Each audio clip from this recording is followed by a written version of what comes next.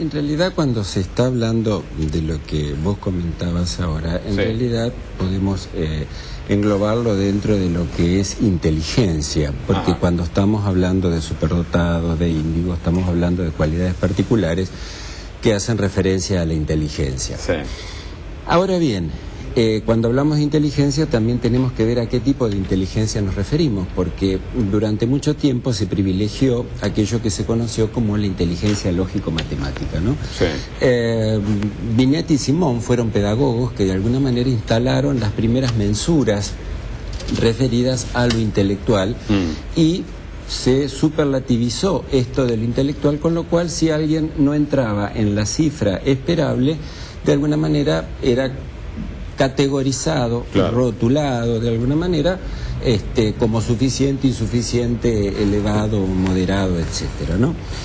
En realidad ahora los nuevos avances y todo el campo justamente de las neurociencias, todo el tema vinculado a la imagenología y a las pruebas funcionales, que seguramente después el doctor nos va a ampliar, nos hablan de que existen distintos tipos de inteligencia y en realidad estas inteligencias pueden estar integradas o pueden plantearse en forma de una inteligencia múltiple. Sí. Entonces, podemos tener una inteligencia lógico-matemática, y es real y es válida. Y entonces se desarrolla esa inteligencia en el campo de la... En el pensamiento lógico-matemático, ¿no es cierto? Podemos tener una inteligencia cinética y tenemos deportistas excelentes, podemos tener una inteligencia espacial y podemos tener un arquitecto, un ingeniero brillante. Quien posee una de estas inteligencias pueden haber desarrollado con una inteligencia menor de las otras que está describiendo. Exacto, es decir, es lo que anteriormente llamábamos como talentos de alguna manera. ¿Y es lo mismo decir un niño índigo que un niño superdotado, doctor? Podríamos, es decir, yo del tema de niños índigos en particular, digamos, no tengo demasiada experiencia, sí información. ¿Esto qué significa? ¿Que no tiene un basamento científico para clasificarlo así? No, quería hacer esta aclaración. Cuando hablamos de un niño superdotado, justamente nos estamos refiriendo a un coeficiente intelectual elevado, pero no nos está hablando acerca de todas sus otras potencialidades. Afectividad, sensibilidad humana, capacidad de empatía, reconocimiento del otro, voluntades, dominio de la voluntad. De todo esto, doctor, ¿qué es la inteligencia? La inteligencia, de alguna manera, es el saber elegir. Es decir, porque inteligencia vendría a significar desde el latín como entre elecciones. Sí. Entonces, la inteligencia, decimos que alguien es inteligente cuando tiene una mayor asertividad. ¿Qué es la asertividad? De entre diferentes opciones, poder elegir la más adecuada, haciendo automáticamente un cálculo probabilístico. Esto es la resultante, como seguramente después nos va a contar el doctor, de la interacción de distintas estructuras neurales que cuando funcionan sincronizadamente están de alguna manera potenciándose y estableciéndose un balance. Doctor Jorge Nájel, como neurólogo, ¿el cerebro muestra algo en las imágenes sobre estos chicos superdotados, avanzados, más inteligentes? Sí, Gustavo, el cerebro nos muestra, y gracias a la tecnología,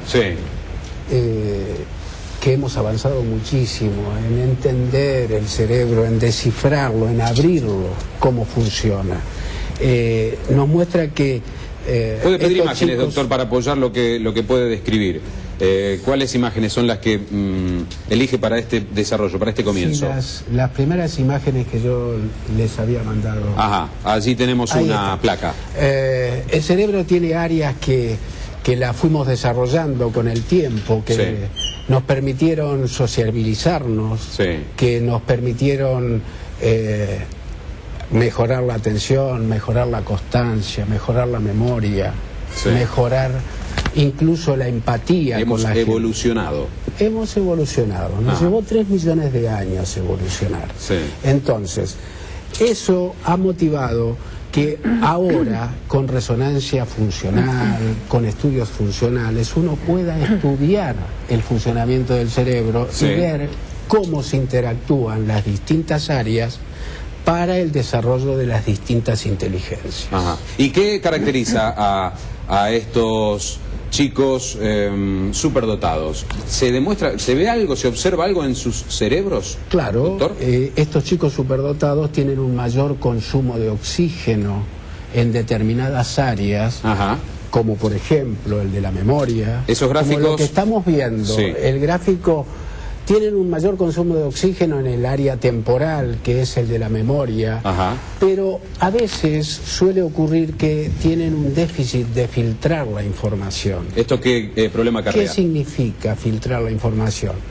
Nosotros tenemos en el cerebro, precisamente en una parte muy profunda del cerebro, un área que filtra lo que nosotros no queremos aceptar. Ajá. O no queremos guardar, sí. Como el disco rígido de una computadora. A ver si lo interpreta. Entonces estas personas absorben todo lo que les pasa a su alrededor, en su familia, en su círculo de amistad, todo los afecta.